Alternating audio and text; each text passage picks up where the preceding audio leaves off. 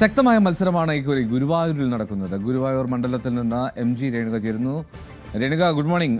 എങ്ങനെയാണ് ഗുരുവായൂരിൽ മത്സരം? അത് ടൈറ്റ് ആണോ? എങ്ങനെയാണ് അവിടുത്തെ സ്ഥാനാർത്ഥികളുടെ പ്രചരണമൊക്കെ സജീവമായി പോവുകയാണോ?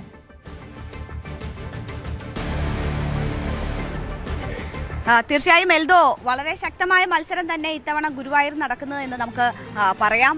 മാത്രവുമല്ല, വാർത്തകളിൽ ഗുരുവായൂർ നിറഞ്ഞു നിൽക്കുന്നു.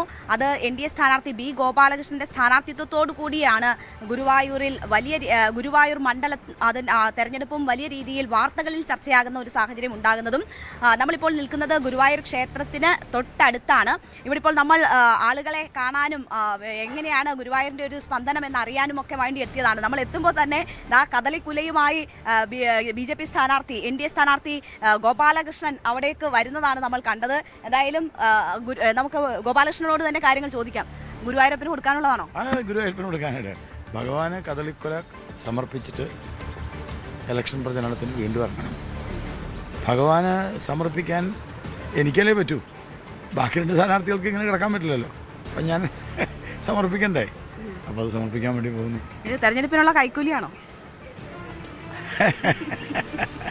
കൈക്കൂലി എന്ന് പറയുന്നത് ഭഗവാന് കൊടുക്കാൻ പറ്റുമോ? ഭഗവാൻ ഇങ്ങോട്ടാണ് തരണ്ടേ. നമ്മൾ ഭഗവാന് നമ്മുടെ ശരീരവും മനസ്സും നമ്മുടെ എല്ലാം സമർപ്പിച്ചിട്ടുള്ളതാണ്.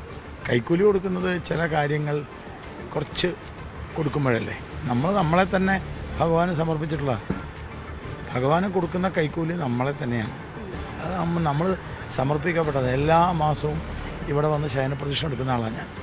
എല്ലാ മാസവും ഇവിടെ വന്ന് തൊഴുത് ഭഗവാന് കദളിക്കുല കൊടുക്കുന്നതാണ്. എന്നെ ഇവിടം വരെ എത്തിച്ചത് ഗുരുവായൂരപ്പനാണ് എന്ന് വിശ്വസിക്കുന്ന ആളാണ് ഞാൻ.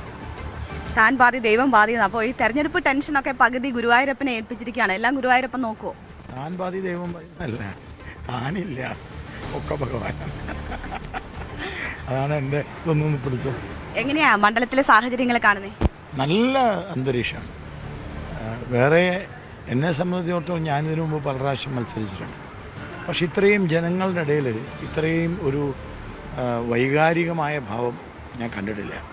പലതുകൊണ്ടും വൈകാരികമായ ഭാവമാണ് അത്. ഞാൻ ഉയർത്തിയ പല കാര്യങ്ങളുണ്ട്. ഇപ്പം ന്യൂസ് 80യോട് ഞാനൊരു തിരിച്ചൊരു ചോദിക്കാം.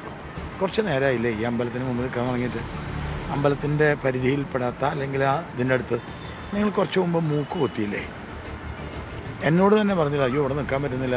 അതെന്താ കാരണം? ഇവിടെ മാലിന്യമാണ്.